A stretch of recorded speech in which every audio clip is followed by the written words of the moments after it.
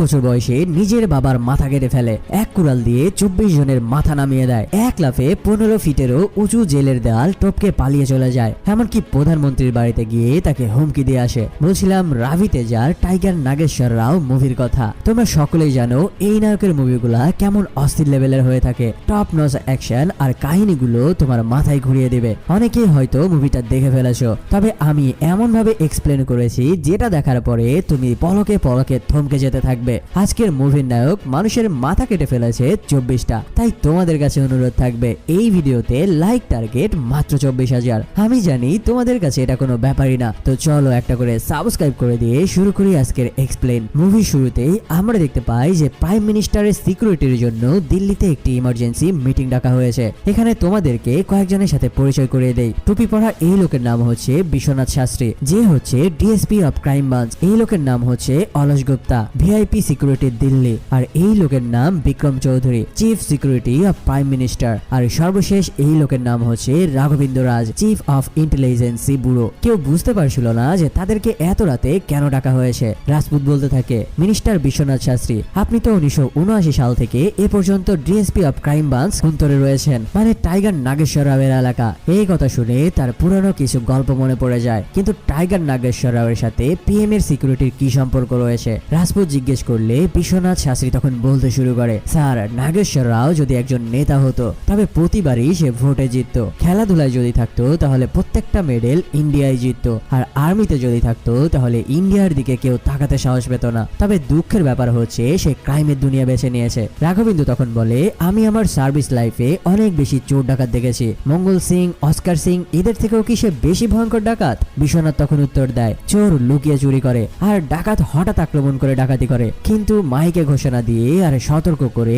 Tiger Nageswara Rao আসে। Tiger Nageshwar রাওকে যে দেখেছে সে হয় মারা গিয়েছে নয়তো আত্মহত্যা করেছে। ইনফ্যাক্ট আমি ওই পর্যন্ত তাকে কোনোদিন সামনাসামনি দেখিনি। আসলে কে এই টাইগার নাগেশ্বর রাও? এখান থেকে সিন কয়েক বছর আগে চলে আসে, যখন সে সিরালা পুলিশ স্টেশনে ডিউটিরত ছিল। তখন একদিন তার কাছে হঠাৎই এক কল আসে। ফোনের অপর পাশ থেকে তাকে বলা হয়, হরিণ শিকার করা বাঘকে দেখেছিস, কিন্তু বাঘকে শিকার করা বাঘ দেখেছিস? কথাগুলো খুব মনোযোগ দিয়ে শোন। কাকিনাডা থেকে মাদ্রাজ যাওয়ার পথের ট্রেন নাম্বার 704 রাস্তাতেই লুট হতে চলেছে। আর এই লুট করতে চলেছে টাইগার নাগেশ্বর রাও। হুমকি পাওয়ার সাথে সাথেই প্রত্যেকটা স্টেশনে পুলিশ পাঠিয়ে দেয় আর ট্রেনের মধ্যে রেল পুলিশ মোতায়েন করে দেয়। এখন ট্রেন লুট করার জন্য একটাই রাস্তা রয়েছে, আর সেটা হচ্ছে 2300 মিটার লম্বা গাদারির ব্রিজ, যেটা পার করতে ট্রেনের মাত্র 4.5 মিনিট সময় প্রয়োজন। যে পরিমাণ মাল ট্রেনের মধ্যে রয়েছে সেটা লোড করতে 5 ঘন্টা সময়ের প্রয়োজন হয়েছে। সেখানে কিভাবে মাত্র 4 মিনিটে সে এই ট্রেন লুট করবে? তাহলে চলো তোমরাও দেখে নাও যে কিভাবে ট্রেন লুট হয়। দূরে থাকতেই ডাকাতরা সব দলবল নিয়ে রেডি হয়, আর তাদের সর্দার হচ্ছে টাইগার নাগেশ্বর রাও। ট্রেনের দরজা বন্ধ থাকায় তখন ট্রেনের নিচ থেকে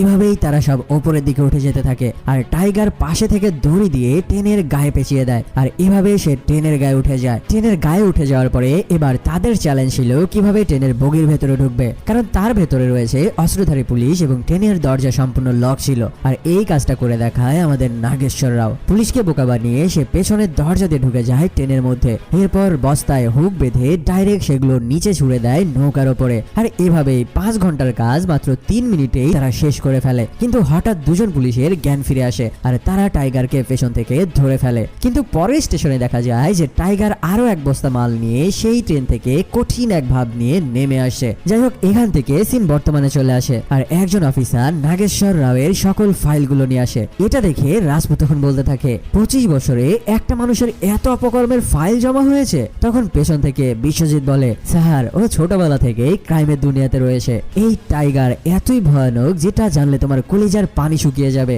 মাত্র 8 বছর বয়স থেকেই সে ক্রাইম শুরু করে, আর 8 বছর বয়সেই প্রথমেই সে তার বাপের মাথা কেটে নামিয়ে দিয়েছিল। ভাবতে পারো কি সাংঘাতিক একটা ছেলে। আচ্ছা চলো এবার এই ঘটনাটা তোমাদেরকে বলি। ঘটনাটি ছিল 1956 সালের। এই লোকের নাম হচ্ছে ইয়ালামন্দা। স্টেট ফোরামে যত ক্রাইম হয় তার সবকিছুই এর ইশারায় চলে, আর প্রত্যেকটা ক্রাইমে তার একটা আলাদা ভাগ রয়েছে। আর সে এতটাই ভয়ঙ্কর একজন মানুষ যে তার কথা না মেনে কেউ যদি কোথাও চুরি করতেও যায় তাহলেও তাকে নৃশংসভাবে মরতে হয়। এই যে লোকটাকে দেখছো, এই লোকটা একজনের বাড়িতে চুরি করেছে, কিন্তু সে কোনো প্রকার তাকে ভাগ দেয়নি, যার কারণে তাকে এখানে নির্মম ভাবে মরতে হচ্ছে। তার মতে হাল চাষের গরু ক্ষেতের উপরে কোনো অধিকার নাই। এটা হলো টাইগারের বাবা, আর সাথে পিচ্চি ছেলেটাই হচ্ছে টাইগার। বিদেশ থেকে একজন লোক অনেকগুলো টাকা কামিয়ে দিয়ে গ্রামে এসেছে আর সেই টাকা চুরি করার জন্যই তাদেরকে ডেকে আনা হয়েছে। যদি তারা এটা চুরি করতে পারে তবে টাইগারের বাপকে 30 টাকা ভাগ দেওয়া হবে, যেটা আমাদের টাইগার কোনোভাবেই হজম করতে পারে না। সেই রাতে তারা 3 বাপ বেটা মিলে চলে যায় চুরি করার জন্য।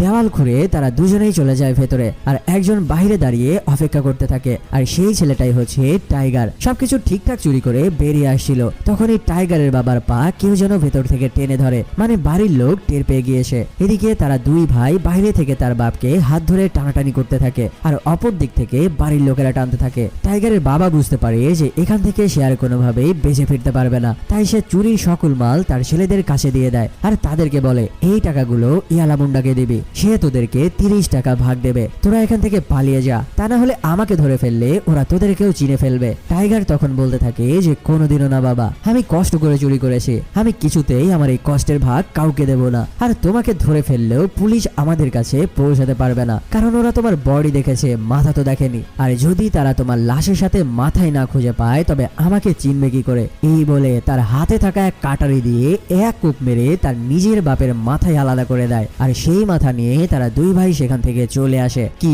অবাক হয়ে গেছো তাই না? এই টাইগারের আরো ভয়াবহ রূপ সামনে আসতে চলেছে। যে বয়সে বাপের হাতে আদর খাওয়ার কথা ছিল সেই বয়সে তার বাপের মাথায় নামিয়ে দিল। তবে এই টাইগার নাগেশ্বর রাওকে বুঝতে হলে স্টেট ফার্ম সম্পর্কে জানতে হবে। স্টেট ফার্ম এমন একটা জায়গা যেখানে সবার পেশা হচ্ছে চুরি, ডাকাতি, ছিনতাই এবং খুন করা। এই মাইস্টেরিয়াস লোকের নাম হচ্ছে বিজলি পোষা, যে একটা ট্রেনিং সেন্টার চালায়। স্টেট ফার্মে যতগুলো গ্যাংস্টার মাফিয়া তৈরি হয়েছে সব এই লোকের ট্রেনিং প্রাপ্ত। সে সবাইকে এমন ভাবে ট্রেন করে যে তার কাছ থেকে ট্রেনিং নিলে তাদেরকে পুলিশ কেন, পুলিশের বাপেও ধরতে পারবে না। তার ট্রেনিং এর ছোট্ট একটা নমুনা হচ্ছে সে ছেলেদেরকে গাধার রক্ত খাইয়ে ঘোড়ার মতো দৌড়াতে বলে, কারণ গাধার রক্ত খেয়ে যদি কেউ দৌড়াতে দৌড়াতে থেমে যায় তাহলে তার শরীরের রক্তগুলো মাথায় উঠে যাবে আর সে স্ট্রোক করে মারা যাবে। একদিন সে তার ট্রেনিং এর মধ্যে সব বাচ্চাদেরকে ডেকে নিয়ে আসে, এরপরে 10 টাকার একটি নোট কলসির মধ্যে ফেলে দেয়। তারপর সবাইকে বলতে থাকে এই টাকা যে কলসির ভেতর থেকে উঠাতে পারবে সেই হচ্ছে এখানকার সব থেকে বুদ্ধিমান বাচ্চা। তবে সেই কলসির মধ্যে সে টাকার সাথে সাথে এক বিষাক্ত বিচ্ছু রেখেছিল। এখন যেই বাচ্চাই সেই কলসির মধ্যে হাত দিয়ে টাকা উঠাতে যায় বিচ্ছুর কামড়ে তারা মারা যেতে থাকে। এই কাহিনী টাইগার দূরে থেকে সবকিছুই দেখছিল। এরপর সে এগিয়ে আসে আর ওই কলসির মধ্যে পানি ভরে দেয় আর টাকার নোটটি সেখান থেকে উঠিয়ে নেয়। তার এই বিচক্ষণতা দেখে ওস্তাদ পুরাই ফিদা হয়ে যায়। এরপর টাইগারের ট্রেনিং শুরু হয়। সে বিজলি প্রসাদের হাত ধরে পাপের দুনিয়ায় পা বাড়ায়। এরপর সিন চলে আসে 1971 সালে। এটা হচ্ছে সব থেকে সন্ত্রাসীদের বড় আড্ডাখানা। এই হচ্ছে ইয়ালামুন্ডার। এই এলাকার এমএলএ। এলাকার যেসব সন্ত্রাসী কার্যকলাপ হয় তার 50% অংশীদার সে। অর্থাৎ এই এলাকায় কেউ চুরি ডাকাতি করতে চায় তাহলে তাকে 50% ভাগ দিতে হবে। এই লোকটা হচ্ছে তার ডান হাত আর এই লোক হচ্ছে তার ছোট ভাই কাশি। বড় ভাই হায়দ্রাবাদের রাজনীতি করে আর ছোট ভাই স্টেট ফোরামের কালো ধান্দা করে। আজ এখানে নিলাম হচ্ছে কোন এলাকায় কে চুরি করতে যাবে। শহরের বড় বড় সব জায়গাতে নিলাম হচ্ছে আর সেই সময়ে সেখানে এন্ট্রি নেয় আমাদের হিরো টাইগার। সে তার ছোট ভাইকে জিজ্ঞেস করে যে সে এই টেন্ডার কিনবে কিনা, কিন্তু তার ছোট ভাই তখন বলতে থাকে যে টেন্ডার নেওয়ার জন্য এখানে তোমার একটা চেয়ার কিনতে হবে, মানে স্টেট ফোরামে চুরি করতে গেলে একটা জায়গা তাকে আগে থেকেই নিলামে কিনতে হবে আর সেই নিলামে দাঁড়ানোর জন্য একটা চেয়ারের দরকার। কিন্তু এখানে মাত্র 4টা চেয়ার রয়েছে আর এই 4টা চেয়ারই আগে থেকেই বিক্রি হয়ে গেছে, যার কারণে টাইগার এখানে নিলাম কেনার কোনো জায়গা করতে পারবে না। তখন এখানে এন্ট্রি নেয় কলকাতা থেকে আসা এক ব্যবসায়ী। এই লোক আসলে সোনার স্মাগলিং করে, কিন্তু গত সপ্তাহে তার সব মাল কোস্টগার্ডে ধরে ফেলেছে। সে ইয়ালামুন্ডার কাছে এসেছে তার মালগুলো ছাড়ানোর জন্য, কিন্তু এখানে কারো দম নাই যে কোস্টগার্ডের হাত থেকে এই মালগুলো ছাড়াবে। ইয়ালামুন্ডার তখন তাকে ডাইরেক্ট বলে দেয় কোস্টগার্ডের সাথে পাঙ্গা নিলে আমার ধান্দার 12টা বেজে যাবে। সেই সাথে তার ছোট ভাই কাশিও বলতে থাকে এই কাজ এখানে কেউ করতে পারবে না, বরং তুমি এই রাজ্য থেকে ফিরে যাও। লোকটা তখন সবাইকে 40 টাকার অফার করে বসে। নাগেশ্বররাও তখন বলে আমি তোমার সোনাকে তোমার কাছে এনে দেব, কিন্তু 50 টাকা আমাকে দিতে হবে, অর্থাৎ সেই সোনার অর্ধেক ভাগ তাকেই দিতে হবে। টাইগারের এই কথা শুনে কাশি বলতে থাকে এই এলাকার কেউ এই কাজ করতে পারবে না, তুই এই কাজ কিভাবে করবি? এইসব বলে কাশি টাইগারকে নিয়ে হাসি ঠাট্টা করতে থাকে। টাইগার তখন বলে আমি যদি নিয়ে আসতে পারি তবে আমাকে এখানে একটা চেয়ার দেওয়া লাগবে। তার এই কথা শুনে কাশি বলতে থাকে যদি তুই সেটা নিয়ে আসতে না পারিস তবে তুই আমার প্রসাব খাবি। টাইগার এই চ্যালেঞ্জটা অ্যাকসেপ্ট করে নেয় আর সে তখনই সোজা চলে যায় বন্দরে। সেখানে গিয়ে সে অনেকগুলো কন্টেনার দেখতে পায়, কিন্তু সে জানে না যে কোন কন্টেনারের মধ্যে সোনা রাখা রয়েছে, তাই সে পুরো পোর্টে আগুন লাগিয়ে দেয়। এরপর ফায়ার সার্ভিসের লোক সেজে সেখান থেকে সোনাগুলো সোজা নিয়ে চলে আসে কাশির দরবারে। এদিকে ইয়ালামুন্ডার আর কাশি কলকাতা থেকে আসা সেই শেঠকে বিভিন্ন ভাবে ভয় দেখাতে থাকে। ঠিক তখনই সেখানে সোনার সোনার বস্তা নিয়ে হাজির হয় নাগেশ্বর রাও। কথা মতো তার 50% অর্থাৎ সোনার অর্ধেক ভাগ নাগেশ্বর রাওকে দিয়ে সেখান থেকে চলে যাচ্ছিল। তখনই তার অ্যাসিস্ট্যান্ট তাকে বলতে থাকে যে বস, ছেলেটাকে আমাদের সাথে নিয়ে যায়। তখন ওই লোকটা বলতে থাকে যে এই ছেলেটা একটা জ্বলন্ত আগ্নেয়গিরি, এর থেকে যত দূরে থাকা যায় ততই ভালো। ওকে যদি আমাদের সাথে নিয়ে যায় তাহলে আমাদের ধান্দা গুটিয়ে ফেলতে হবে। এটা বলে সে স্বর্ণের অর্ধেক ভাগ নিয়ে সেখান থেকে চলে যায়। বাজিতে হেরে যাওয়ার কারণে এবার কাশি একটা চেয়ার নিয়ে এসে টাইগারের পায়ের কাছে রাখে। এবার টাইগারের কাছে চলে আসে একটি ক্ষমতার চেয়ার। ক্ষমতা পাওয়ার সাথে সাথেই সে একের পর এক চেলা চামুন্ডা মার্কা দলবলকে শেষ করে দিতে থাকে। মাত্র কয়েক মাসের ব্যবধানে স্টেট ফোরামে টাইগারের উপরে কথা বলার মতো আর কেউ থাকে না। শহরে যত চুরি ডাকাতি হয় সব তারই ইশারায়, এমনকি বড় বড় ব্যবসায়ীদের উপরে 20% পার্টনার সে। একদিন টাইগার তার ভাইকে কোর্ট থেকে জামিন করানোর জন্য কোর্টে যায়। সেখানে গিয়ে তার চোখ পড়ে একটা মেয়ের ওপরে, যাকে দেখে কিনা তার যৌন ক্ষুধা বেড়ে যায়। তখন টাইগারের এক চামচা এসে তাকে বলতে থাকে, সারা রাত খেয়েও আবার তোর খিদে পেয়ে গেল? তখন টাইগার বলতে থাকে, খাবার যদি এরকম সুস্বাদু হয় তাহলে তো দেখলেই খিদে পাবে। এই এলাকাটা ছিল আসলে যৌনপল্লী, আর এই পাড়াতেই পুলিশ আজকে রেড দিয়েছে, যার কারণে এদের জরিমানা হয়েছে 500 টাকা। এটা শুনে টাইগার সেই জরিমানা পরিশোধ করে দিতে চায়, কিন্তু তার বিনিময়ে একটি মেয়েকে তার সাথে পাট খেতে যেতে হবে। কিন্তু সেই মেয়েটি পতিতা হলেও টাইগারকে সে না করে দেয়। শুধু এতটুকুই নয়, এরপরে সেই মেয়েটি টাইগারের গালে চর বসিয়ে দেয়, যার কারণে টাইগার রেগে গিয়ে সেই মেয়েটির পেটে লাথি মেরে তাকে দূরে ফেলে দেয়। তখনই সেখানে যিশুর এন্ট্রি হয়, অর্থাৎ পুলিশ ইন্সপেক্টরের। এরপর যিশুর সাথে সেখানে ফাইট শুরু হয়ে যায় টাইগারের। মারামারির এক পর্যায়ে যিশুর চোখে হ্যান্ডকাপ দিয়ে আঘাত করলে যিশুর একটি চোখ নষ্ট হয়ে যায়। এরপর থেকে যিশুর টার্গেট কিভাবে সে টাইগারকে শেষ করবে, অর্থাৎ তাদের মধ্যে বিশাল আকৃতির শত্রুতা সৃষ্টি হয়। এই কাহিনীটা দেখে আমি অবাক হয়েছিলাম যে আমাদের টাইগার এত নিচু মানসিকতার কিভাবে হতে পারে। তবে এই ভুল তোমার একটু পরে ভেঙে যাবে। এরপর টাইগার আর তার ভাই মিলে একটা বড় দান মারার প্ল্যান করছিল। সেটা হচ্ছে মাদ্রাজ পোর্টে কোটি টাকার সোনার স্মাগলিং হয়, আর এই ধান্দা সামলায় বসন্ত রাও নামের একজন লোক, যার কিনা 300 লোকের একটি দল রয়েছে। সে এতটাই ভয়ঙ্কর যে একজন পুলিশ ইন্সপেক্টর তার বাড়িতে তদন্তে গিয়েছিল, আর সে তাকে মেরে 1000 টুকরো করে সমুদ্রের মাছদেরকে খাইয়ে দেয়। সেই পুলিশ অফিসারকে খোঁজার জন্য সেখানে আরো 2জন কনস্টেবল এসেছিল। এখানে আসতে না আসতেই তারা বুঝতে পারে যে সেই অফিসারকে টুকরো করে তারা মাছকে খাওয়াচ্ছে। এই সকল কিছু দেখে তাদের কলিজার পানি শুকিয়ে যায়, আর দ্রুত সেই জায়গা থেকে তারা পালিয়ে যায়। এটা শুনে টাইগার বলে, বড় দান মারতে গেলে তাদের বন্দুকের দরকার, তাই তারা বন্দুক ডাকাতি করার জন্য চলন্ত ট্রেনের মধ্যে ডাকাতি করতে আসে। সেখানে গিয়ে এই মুভির হিরোইনের গ্ল্যামার দেখে তার মনের মধ্যে প্রথমবারের মতো লাড্ডু ফুটতে শুরু করে। নতুন নতুন প্রেমে পড়লে মানুষ যেমন করে, টাইগার ঠিক তেমনটাই করছিল। আবেগে চলতি ট্রেনের মধ্যে সে গুলি চালিয়ে বসে। গুলির শব্দে সারা নামের সেই মেয়েটিও তার দিকে তাকায়। টাইগার তখন বলে, তুমি খুবই সুন্দরী, তোমাকে দেখে আমার মনের মধ্যে প্রেম জেগে উঠেছে। এখান থেকে কিছু দূরে গেলেই একটা মন্দির রয়েছে, চলো সেখানে গিয়ে আমরা বিয়ে করে নেই। সারা যথারীতি কিছুই বুঝতে পারে না, তাই সে বলে যে পাগল নাকি? টাইগার তখন বলে যে হ্যাঁ, আমি তোমাকে দেখে পাগল হয়ে গেছি। এবার সে নিজের পরিচয় দিতে শুরু করে। ইন্ট্রোটা এরকম ছিল যে টাইগার নাগেশ্বর রাও স্টেট ফোরামের একজন নেতা। এখনকার ছেলেদের কাছে কয়েকটা ডিগ্রি থাকতে পারে, কিন্তু আমার কাছে আছে 150টিরও বেশি কেস ফাইল। অসংখ্য মার্ডার, চুরি, ছিনতাই এইসব প্রুফ দেখতে চাইলে ট্রেনেও ডাকাতি করে দেখাতে পারি। অন্য মেয়েদেরকে দেখলে আমার নিম্ন ভাগে আগুন জ্বলে যায়, কিন্তু তোমাকে দেখে প্রথমবার আমার বুকে আগুন লেগেছে। এসব শুনে সারা টাইগারকে বলে, মেয়েদের সাথে কিভাবে কথা বলতে হয় এটাও জানো না? আসলে বাস্তব জীবনে সে একজন মাস্তান, প্রেমের ভাষা সে জানবে কি করে? পরের সিনে একটি কলেজ দেখা যায়, আর এখানেই সারা বিএ সেকেন্ড ইয়ারে পড়ে। আসলে তার বিয়ে ভেঙে যাওয়ার কারণে সে আবারও কলেজে এসেছে। যৌতুকের টাকা চুরি হয়ে যাওয়ার কারণে তার বিয়েটি ভেঙে গিয়েছিল। এখানে আমরা জানতে পারি যে এই যৌতুকের টাকা চুরি করিয়েছিল নাগেশ্বর রাও। তার বন্ধুরা এই কথাটি সারাকে বলতে নিষেধ করে, কিন্তু সে তখন সারার কাছে যায় আর তাকে গিয়ে বলে দেয় যে বিয়ের সেই টাকাটা সেই চুরি করেছিল। শুনতেই সারা তাকে ঠাটিয়ে একটা থাপ্পড় মেরে দেয়, কারণ বিয়েতে শুধুমাত্র যে তার নাম খারাপ হয়েছে সেটা নয়, বরং তার বাবাও মারাত্মক রকমের অপমান হয়েছে। টাইগার তখন সারাকে জড়িয়ে ধরে বলে যে ছেলেটি যদি যৌতুকের টাকা বাদে তোমাকে বিয়ে করতে চাইতো তাহলে আমি ওই টাকার ডাবল করে তাকে ফেরত দিতাম। আমি যদি চাইতাম তাহলে তোমার থেকে এই কথা লুকাতে পারতাম, কিন্তু আমি মিথ্যা ভালোবাসা চাই না। যৌতুক নেওয়া বর ভালো নাকি চুরির টাকা ফেরত দেওয়া চোর ভালো? এটা শুনে সারা নিজেও কনফিউজ হয়ে যায়, আসলেই তো কে ভালো। এরপরে সিনে দেখা যায় কাশির 10 লাখ টাকার সোনা সারার বাবা মাত্র 3 লাখ টাকায় বিক্রি করে দিয়েছে, তাই বাকি টাকা ক্ষতিপূরণের জন্য কাশি তখন সারাকে তুলে নিয়ে যাওয়ার চেষ্টা করে। তখনই সেখানে এন্ট্রি হয় টাইগারের। টাইগার তখন কাশিকে বলতে থাকে, তুই টাকা পাবি সারার বাবার কাছ থেকে, তাই সারার বাবার যত সম্পত্তি আছে তা নিয়ে যা, তবে সারা শুধুমাত্র আমার প্রপার্টি, তাই ওর হাত ছেড়ে দে। পাশে থেকে কাশির চামচা বলতে থাকে, বাচ্চা মনে করে ইয়ালামুন্ডা ভাই তোকে ছেড়ে দিচ্ছে, তার মানে এই না যে তুই যার সাথে ইচ্ছা সেটা করবি। একটা সামান্য মেয়ের জন্য নিজের জীবন কেন হারাবে? ভাই যদি চায় তাহলে তোকে এখানেই যে কোনো সময়ে রাস্তায় পুঁতে দিবে। এখন তুই বুঝে নে যে তোর স্টেট ফোরাম লাগবে নাকি সারা লাগবে। তখন টাইগার বলতে থাকে, সারা আমার সম্পত্তি আর স্টেট ফোরামও আমার সম্পত্তি, গিয়ে তোর ভাইকে বলে দে যে আমার সম্পত্তিতে যেন হাত না বাড়ায়। এটা শুনতেই কাশির লোকজন চাকু বের করে টাইগারকে মারার জন্য।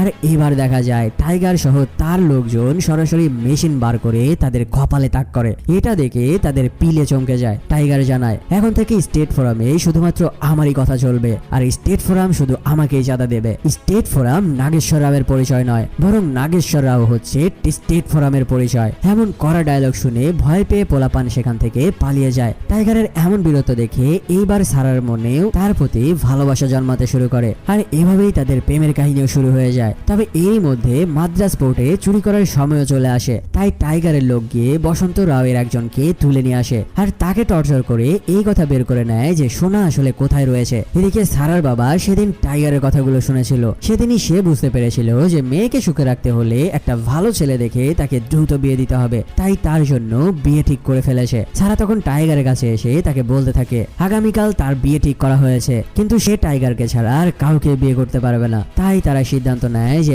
আজকে রাতেই তারা এখান থেকে পালিয়ে যাবে। কিন্তু এদিকে অনেক আগে থেকেই প্ল্যান করা ছিল যে আজকে রাতেই মাদ্রাজ পোর্টে চুরি করতে হবে। এই কথা শুনে সারা তাকে নিষেধ করে, কিন্তু টাইগার জানায় সে চুরিও আজকেই করবে আর আজকেই সারাকে নিয়ে পালাবে। যাওয়ার সময় সে সারাকে বলে, তুমি চিন্তা করো না, আমি সময় মতো পৌঁছে যাব।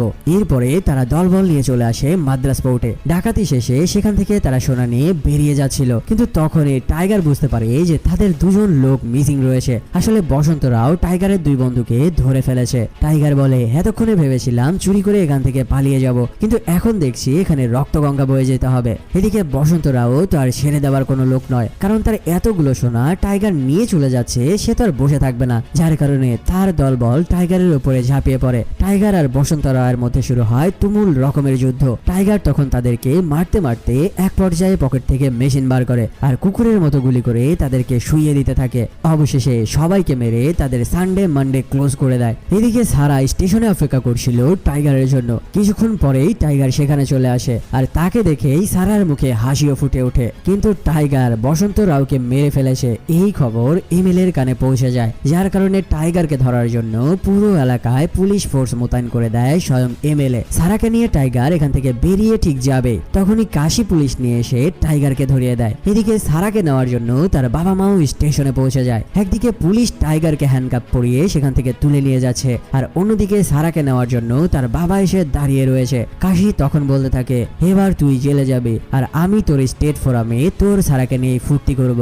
এই কথা শুনে সারা এবার টাইগারের দিকে মায়াবী চোখে তাকিয়ে বলতে থাকে, তুমি বারবারই আমাকে দুইটা অপশন দিয়েছো, এখন তুমি বলো আমি কোনটা বেছে নেব। বাবার সাথে গেলে সে পছন্দের ছেলের সাথে আমাকে বিয়ে দেবে, আর কাশির সাথে গেলে সে ইচ্ছে মতো আমাকে ব্যবহার করবে। এই বলে সে কাঁদতে কাঁদতে চলন্ত ট্রেনের সামনে চলে যায়, আর ট্রেনের ভয়াবহ ধাক্কায় সেখানেই সারার মৃত্যু হয়। নিজের চোখের সামনে ভালোবাসার এমন মৃত্যু দেখে টাইগার একদম জমে পাথর হয়ে যায়। এরপর কোর্ট থেকে তাকে যাবজ্জীবন সাজা শোনানো হয়। এখানেই স্টেট ফোরাম নাগেশ্বর রাওয়ের কাহিনী শেষ। আরে দাঁড়াও দাঁড়াও, মুভির কাহিনী কিন্তু এখানেই শেষ নয়। মাদ্রাজ জেল থেকে শুরু হয় টাইগার নাগেশ্বর রাওয়ের আরেক গল্প। সকাল সকাল জেলার খাওয়া দাওয়া ছেড়ে জেলের পাঁচিলের কাছে হন্তদন্ত হয়ে এসে দাঁড়ায়, আর কিছু একটা দেখে সে থ হয়ে দাঁড়িয়ে যায়। গত রাতে সে টাইগারকে খাবার দিতে গিয়েছিল, কিন্তু টাইগার বলেছিল বাঘ খাঁচাতে থাকলেও মাংসই খায়, ঘাস পাতা নয়। জেলার তখন বলে, আমার জেলে আমি তোকে ঘাস পাতাই খাইয়ে ছাড়বো। তখন টাইগার তাকে বলেছিল, এর পরের বার সকালবেলা উঠে আমি খাবার খাবো, সেটা আমার নিজের ইচ্ছে মতো।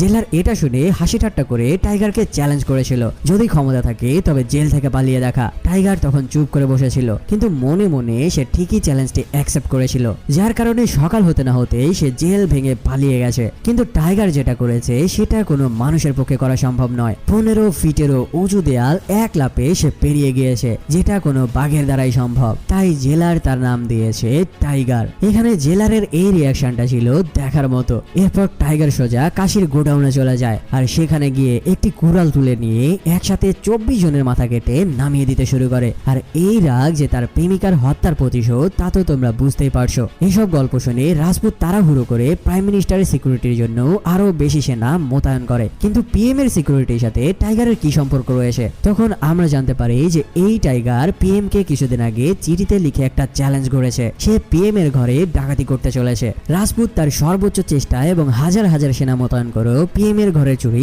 আটকাতে পারে না। টাইগার ঠিকই পিএম এর ঘরে গিয়ে চুরি করে বসে। পরবর্তীতে ইনভেস্টিগেশনে শেষে আমরা এটা জানতে পারি যে বিশ্বনাথ শাস্ত্রীর ড্রাইভার সেজে সে পিএম এর ঘরে এই চিঠিটা রেখে গিয়েছিল। এরপর রাজপুত নিজে টাইগারের সম্পর্কে তদন্ত করার জন্য স্টেট ফোরামে চলে যায়। স্টেট ফোরামে যেতেই গুরুজির সাথে তার দেখা হয়। এরপর নিজের পরিচয় ঢাকতে সে গুরুজিকে বলতে থাকে পাশের গ্রামে যেতে ভুল করে সে স্টেট ফোরামে চলে এসেছে আর তার ব্যাগটি এখান থেকে চুরি হয়ে গিয়েছে। সে বিজলি প্রসাদের কাছে প্রশ্ন করে যে সব জায়গাতেই টাইগার নাগেশ্বর রাওয়ের পোস্টার চলছে, ওকে ধরে দিতে পারলে সরকার অনেক টাকা পুরস্কার দেবে। এই টাইগার নাগেশ্বর রাও আসলে কে? সে কি অনেক বড় রাক্ষস যে তাকে ধরার জন্য পুলিশ পুরস্কার ঘোষণা করেছে? গুরুজি তখন তাকে বলতে থাকে জেল থেকে বেরিয়ে টাইগার 24 জনের মাথা কাটলেও টাইগার আসলে পুলিশের চোখে ভিলেন হতে পারে, তবে পুরো স্টেট ফোরামের কাছে সে আসল হিরো। তখন সে টাইগারের গল্প বলতে শুরু করে। 18 বছর বয়সে টাইগার পুলিশের জিপে করে কোথাও যাচ্ছিল। তখন পুলিশের জিপের মধ্যে একটা ছেলের সাথে তার আলাপ হয় যে কিনা জেনে শুনে মিথ্যা মামলায় নিজেকে অ্যারেস্ট করিয়েছে, কারণ সে জেলে গেলে সেখান থেকে পড়ালেখা করতে পারবে। স্টেট ফোরাম থেকে যদি কোনো স্কুলে ভর্তি হতে যায় তাহলে কোনো স্কুল তাদেরকে ভর্তি নেয় না, কিন্তু জেল থেকে সে যে কোনো স্কুলে ভর্তি হতে পারবে। এখানে আমরা এটাও জানতে পারি যে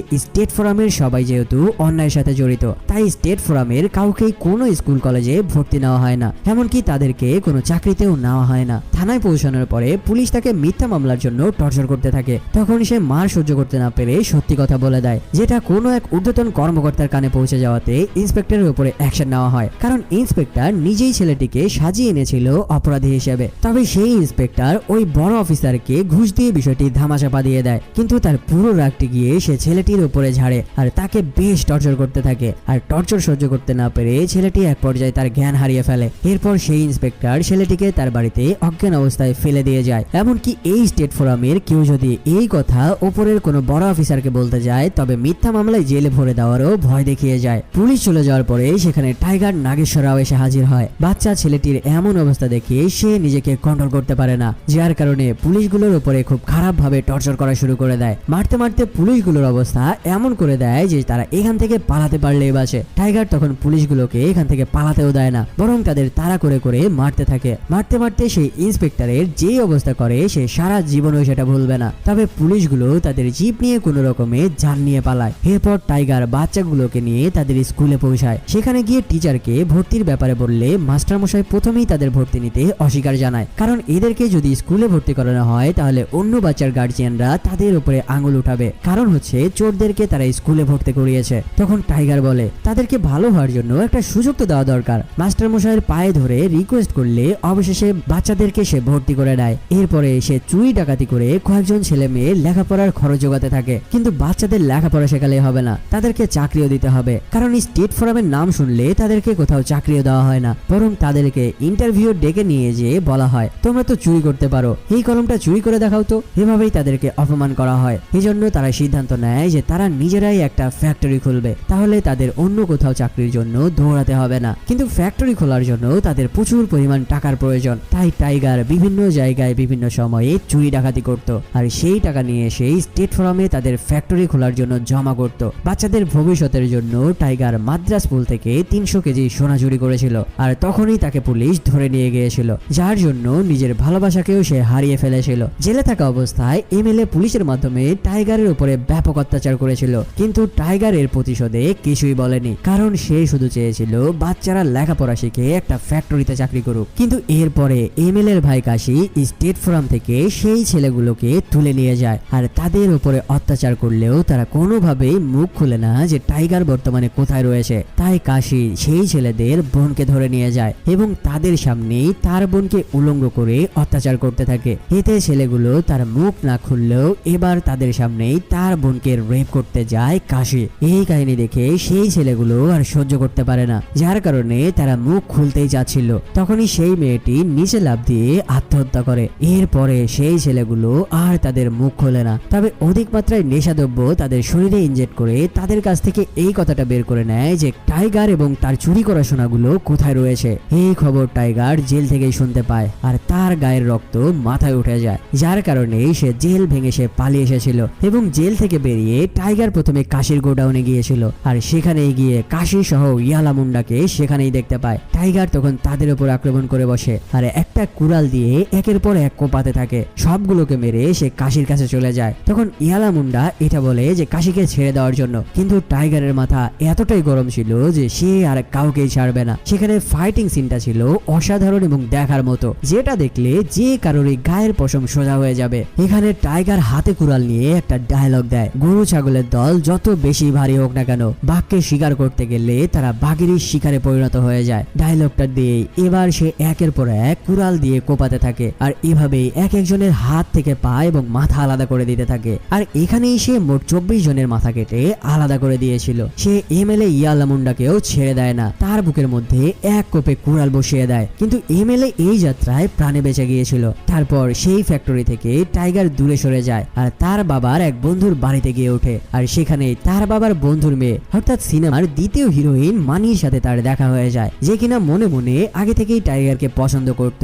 এটা টাইগার জানলেও তার এই অনিশ্চিত জীবনের সাথে মেয়েটির জীবন কোনোভাবেই সে জড়াতে চাচ্ছিল না। মানি তখন টাইগারকে অনেকবার সিগন্যালও দেয়, কিন্তু টাইগার এই সিগন্যালে আর সাড়া দেয় না। এদিকে এমএলএ ইয়ালা মুন্ডা চলে এসেছে স্টেট ফোরামে, আর সেখানে এসে নিরীহ লোকের ওপরে অত্যাচার শুরু করে তার সোনাগুলো ফেরত নেওয়ার জন্য। অবশেষে গ্রামবাসীকে বাঁচাতে আবারও টাইগার সামনে আসতে বাধ্য হয়। টাইগারকে দেখে ইয়ালা মুন্ডা বলে, আমি জানতাম কান টানলে মাথা ঠিকই আসবে। টাইগার বলতে থাকে, হাফ মার্ডার করে ছেড়ে দেওয়ার মতো ভুল আমিও আর করব না। চারিদিক তাকিয়ে দেখ, 1000টা বন্দুক তোর দিকে তাক করা রয়েছে। আজকে এখান থেকে তোকে মেরে তারপরে বাড়ি ফিরবো। তখন আমরা দেখতে পাই যে এখানে এক একটা বাচ্চা ছেলের হাতেও বোমা রয়েছে। টাইগার এবার বলে, আগের বার তোকে ছেড়ে দিয়েছি, এবার তোকে আর ছাড়বো না, এক কোপে তোর ধর থেকে মাথা নামিয়ে দেবো। এই কথা শুনে ইয়ালা মুন্ডা ভয় পেয়ে পুলিশদেরকে গুলি চালাতে বলে। তবে তখনই বাচ্চারা সেখানে বোমা ফেলতে শুরু করে। বোমার ধোঁয়া সরে যেতে আমরা দেখতে পাই যে পুলিশ সহ এখানে এমএলএ এর গায়ে তারা গান পাউডার ছিটিয়ে দিয়েছে,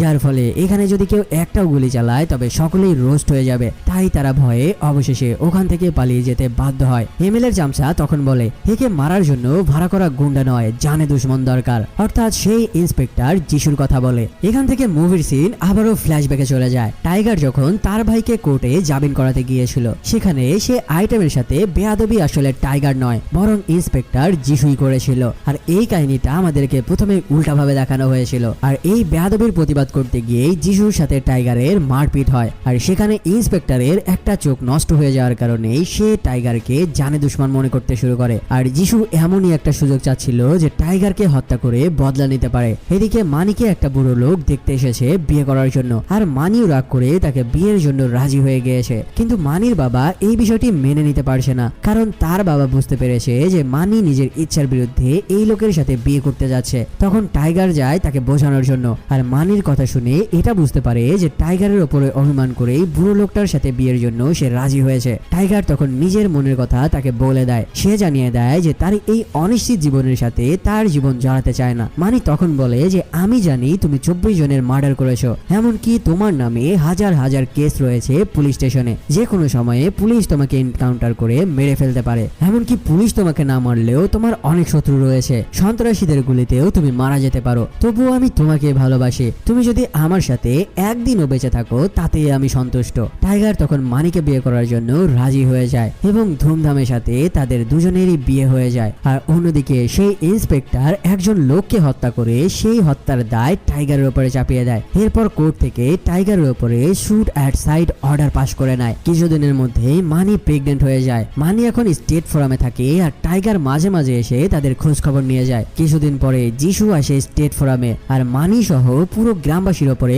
অত্যাচার করতে থাকে। কিন্তু স্টেট ফোরামের কেউ ভয়ে পুলিশের উপরে কথা বলতে পারছিল না। তখনই এখানে একটা মহিলা আসে। এই মহিলার নাম হচ্ছে হেমলতা দেবী, যিনি একজন সোশ্যাল ওয়ার্কার। তিনি এখানে এসে যিশুর বিরুদ্ধে লোকদের সাহস বাড়ায়। আর স্টেট ফোরামের লোকেরা তখন পুলিশের বিরুদ্ধে কথা বলতে শুরু করলে পুলিশ সেখান থেকে পেছনে সরতে বাধ্য হয়। এরপর হেমলতা দেবী দেখা করে টাইগারের সাথে, আর তাকে সারেন্ডার করার জন্য বলতে থাকে। কিন্তু যতদিন পর্যন্ত ফ্যাক্টরির কাজ শেষ না হবে ততদিন পর্যন্ত সে সারেন্ডার করবে না, এটা তাকে সাফ জানিয়ে দেয়। এদিকে যিশু তখন স্টেট ফোরামে এসে টাইগারের খাস লোকদের একের পর এক টার্গেট করে আর মারতে শুরু করে। পুলিশরা এত টর্চার করছিল স্টেট ফোরামের ওপরে, কিন্তু দেশের সরকার তাদের দিকে নজরে দিচ্ছিল না। আর এই জন্যই টাইগার পিএম কে চিঠি লেখে আর তার বাড়িতে ডাকাতি করার চ্যালেঞ্জ করেছিল, কারণ সে পিএম এর নজর নজর তার দিকে নিয়ে আসতে যাচ্ছিল, যেন তাকে খুঁজতে যে স্টেট ফার্মের উপরে পিএম এর নজর পড়ে। এদিকে টাইগারের একটা ফুটফুটে বাচ্চা হয়েছে। তখন টাইগার তার বাচ্চাকে দেখতে আসলে মানি তাকে সারেন্ডার করার জন্য বলে, কিন্তু টাইগার বলে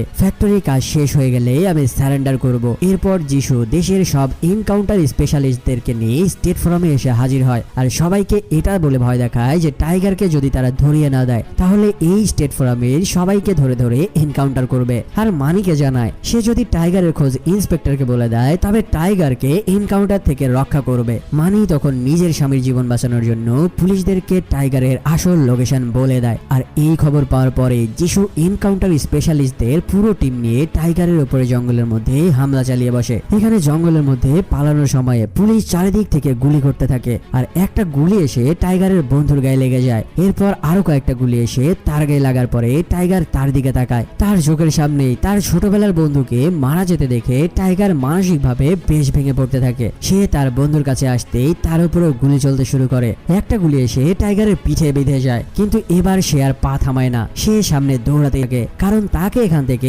বেঁচে ফিরতেই হবে। কিন্তু তখনই পুলিশের আরো কয়েকটা গুলি এসে তার গায়ে লেগে যায়। প্রচন্ড রক্তক্ষরণের কারণে সে আস্তে আস্তে দুর্বল হয়ে যেতে থাকে। কিছু দূর যেতেই সে একটা ফাঁদ পাতে আর পুলিশের বোকামিতে গাড়িটি উল্টে একটি গাছের গুলির সাথে গিয়ে ধাক্কা খায়। পুলিশের গাড়িতে থাকা বোম ব্লাস্ট হয়ে সেখানে বেশ কয়েকজন এনকাউন্টার স্পেশালিস্ট মারা পড়ে এই বিস্ফোরণে। এদিকে টাইগারের কারণে পুরো স্টেট ফার্মের উপরে পুলিশরা এত নির্যাতন করার কারণে স্টেট ফার্মের লোকেরা এবার টাইগারের বিরুদ্ধে কথা বলতে শুরু করে। আর তখনই ঠিক গুরুজি এসে তাদেরকে বলতে থাকে এই টাইগারই তোমাদের ছেলেদের লেখাপড়া শিখিয়েছে, এই টাইগারই তোমাদের ছেলেদের চাকরির ব্যবস্থা করেছে, আর এই টাইগারই তার পুরো নিজের জীবন বাজি রেখে ফেলেছে শুধুমাত্র তোমাদের ভবিষ্যতের জন্য। যার কারণে স্টেট ফার্মের লোকেরাও নিজের ভুল বুঝতে পারে। স্টেট ফার্মের লোকের সাথে সাথে এখানে রাজপুতও জানতে পারে যে টাইগার আসলে কোনো খারাপ লোক নয় আর কোনো খারাপ উদ্দেশ্যে সে এই সকল কিছু করছে না। তাই সে সোজা চলে যায় প্রাইম মিনিস্টারের কাছে আর এবার প্রাইম মিনিস্টারের কাছে টাইগারের প্রাণ ভিক্ষা আবেদন করে। প্রাইম মিনিস্টার তখন রাজপুতের মুখে এই সকল কথা শুনে টাইগারের প্রাণ ভিক্ষা দেওয়ার সিদ্ধান্ত নেয়। এদিকে আমরা দেখতে পাই যে টাইগার সেখান থেকে কোনো রকমে পালিয়ে রাতের বেলা আশ্রয় নিয়েছে সেই রাতের পুরীর ঘরে। কিন্তু এই প্রস্টিটিউট মেয়েটি জানতো না যে সে যাকে আশ্রয় দিয়েছে তার নাম হচ্ছে টাইগার নাগেশ্বর রাও। টাইগার যেহেতু তার জীবন বাঁচিয়েছিল এই জন্য তার জীবনের শেষ ইচ্ছা ছিল জীবনের শেষবার হলেও টাইগারকে দেখবে। কিন্তু টাইগারকে সে সেবা যত্ন করলেও এটা জানতো না যে সে আসলে টাইগারেরই সেবা করছে। এরপর মেয়েটি একটা গুন্ডার সাথে রাত কাটানোর সময়ে ভুলবশত এটা বলে ফেলে যে তার কাছে একটা লোক আশ্রিত রয়েছে। সেই লোকটি এবার বুঝে যায় যে এটা হচ্ছে টাইগার নাগেশ্বর রাও। সেই গুন্ডা মেয়েটিকে বোকা বানিয়ে টাইগারের লোকেশন জেনে নেয় আর এটা ইয়ালা মুন্ডাকে জানিয়ে দেয়। এরপর আমরা দেখতে পাই সেই ইন্সপেক্টর অর্থাৎ জিচু সেদিন জঙ্গল থেকে ওই বিস্ফোরণে প্রাণে বেঁচে গিয়েছিল আর ইয়ালা মুন্ডার সাথে মিলে এবার সে টাইগারকে তুলে নিয়ে এসেছে তারই বানানো ফ্যাক্টরির মধ্যে। সেখানে নিয়ে এসে তাকে একটা চেয়ারের সাথে বেঁধে টর্চার করা শুরু করে। এদিকে ওই প্রস্টিটিউট মেয়েটিও বুঝতে পারে যে সে আসলে যাকে ধরিয়ে দিয়েছে সেই লোকের নামই হচ্ছে টাইগার নাগেশ্বর রাও। এদিকে টাইগারের উপরে টর্চার করতে থাকে যিশু এবং এমএলএ, কিন্তু তারা এটা জানতো না যে টাইগার আহত হলেও তার শক্তি কমেনি। টাইগার তখন নিজের বাঁধন ছিঁড়ে ফেলে আর তাদের উপরে পাল্টা আক্রমণ শুরু করে দেয়। এরপর টাইগার ইন্সপেক্টর আর এমএলএ কে কঠিন রকমের ধোলাই দেওয়া শুরু করে। মারার এক পর্যায়ে টাইগার তার হাতের রিভলভার তুলে নেয় আর শাট গুলি করে প্রথমে যিশু এবং পরবর্তীতে এমএলএ ইয়ালা মুন্ডার চ্যাপ্টার ক্লোজ করে দেয়। স্টেট ফার্মের লোকজন যখন সেখানে পৌঁছায় তারা দেখতে পায় যে টাইগার সব গুন্ডাগুলোকে মেরে সেখানে বসে রয়েছে। তবে এইবার তাকে বেশ বেশি আহত এবং কাহিল দেখাচ্ছিল। লোকজন সেখানে পৌঁছে গেলে এবার ফাইনালি টাইগার পুরো ফ্যাক্টরির দায়িত্ব তাদের কাছে বুঝিয়ে দেয়। অবশেষে প্রচন্ড রক্তক্ষরণ এবং বারবার আহত হওয়ার কারণে টাইগার আস্তে আস্তে মৃত্যুর কোলে ঢলে পড়ে। এরপরে তার বউ মানি যে তার কাছে বসে তার সন্তানকে নিয়ে। আর ঠিক এই মুহূর্তে টাইগার নিজের বউয়ের কোলেই এবং সন্তানের সামনে শেষ নিঃশ্বাস ত্যাগ করে। আর এখানেই টাইগার নাগেশ্বর রাওয়ের পুরো জীবনের ইতি ঘটে। টাইগার তার নিজের জীবন দিয়ে হলেও কথা রেখেছে।